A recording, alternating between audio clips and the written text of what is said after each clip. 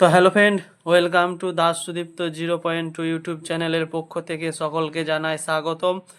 আজকে আপনাদের জন্য আর একটি ভিডিও নিয়ে চলে এসেছি। তো আজকে আমরা আলোচনা করব পদান্ত ঘটিত নিয়ম। তো চলুন ভিডিওটি শুরু করা যাক। পদান্ত ঘটিত নিয়ম বক্তব্য বিষয়কে বা মূল ভাবের পরিবর্তন না ঘটিয়ে ভিন্ন ভিন্ন ভাষায় সুন্দর করে বলতে বা লিখতে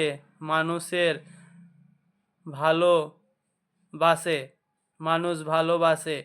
নতুন নতুন শব্দ সৃষ্টি করতে চায়। শব্দের এক শ্রেণী থেকে অন্য শ্রেণীতে রূপান্তর করার নাম শব্দের রূপান্তর ভাষাকে বৈচিত্র্য দান করে এবং ভাষার প্রকাশ ভঙ্গিকে মাধুর্যময় করে তোলে।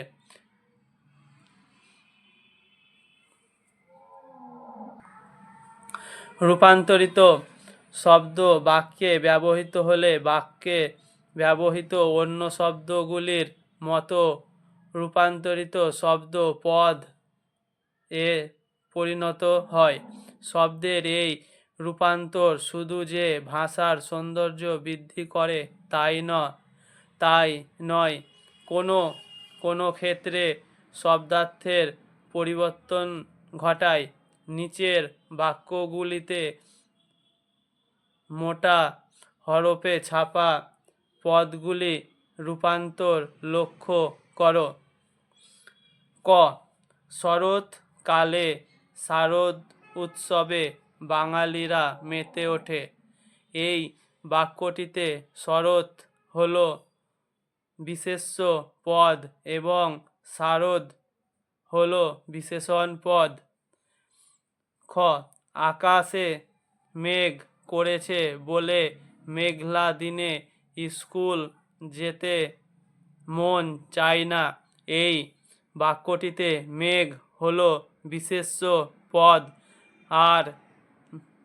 পদ এবং মেঘলা হল বিশেষণ পদ।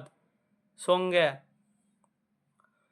প্রত্যয় যোগ করে সাধারণত বিশেষ্য পদকে বিশেষণ পদে ও বিশেষণ পদকে বিশেষ্য পদে রূপান্তর করাকে পদ পরিবর্তন বা পদান্তর সাধন বলা হয়।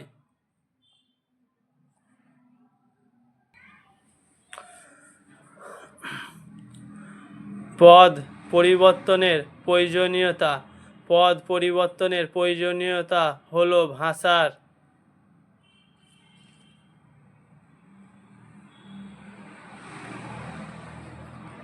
লালিত্য সৃষ্টি এবং বাক্যের সৌন্দর্য বৃদ্ধি করা। বিশেষ্য থেকে বিশেষণ পরিবর্তনের নিয়মাবলী: প্রত্যয় যোগ করে বিশেষ্য বয়াকার ঘ বাঘ, বিশেষণ বয়াকার ঘয়াকার বাঘা, বিশেষ্য ফয়চন্দ্রেন্দু আকার ক ফাঁক, বিশেষণ ফয়চন্দ্রেন্দু আকার কয়াকার ফাঁকা। প্রত্যয় যোগ করে বিশেষ্য ঢাকার কয়াকার ঢাকা, বিশেষণ ঢাকার কয়াকার হস্যই ঢাকায়,